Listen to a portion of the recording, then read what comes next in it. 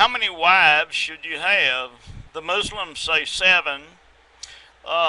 Some African tribes have 10, 15, 20. In your Oriental nations, in your Indian nations, they have several wives.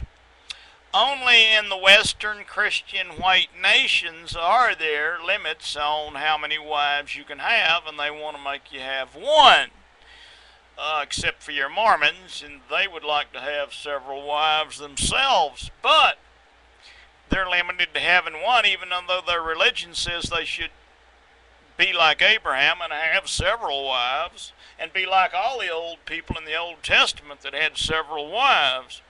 Even though the Bible does say be the husband of one wife, and that was the Apostle Paul that said that, the history of the Bible, the history of the Jews reveals to us that there was, throughout thousands of years, men had several wives.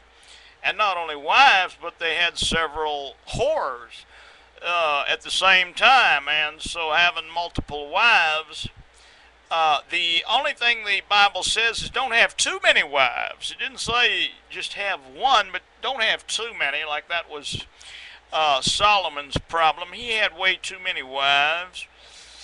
And the Bible did say don't have thousands of wives. I mean, but it seemed to regulate it at somewhere between 100 to 500 wives is what some of these people were having, some of these kings and such.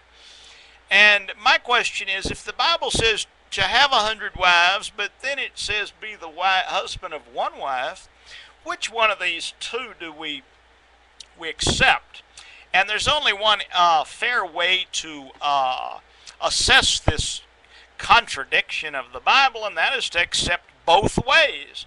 It's all right if you choose to have several wives. It's all right if you choose to have one wife. Now here's the secret.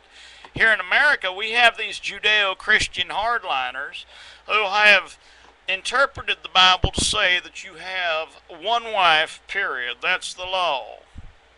These are the same people that are against prostitution and the legalization of prostitution, even though that's the best way to regulate the problem.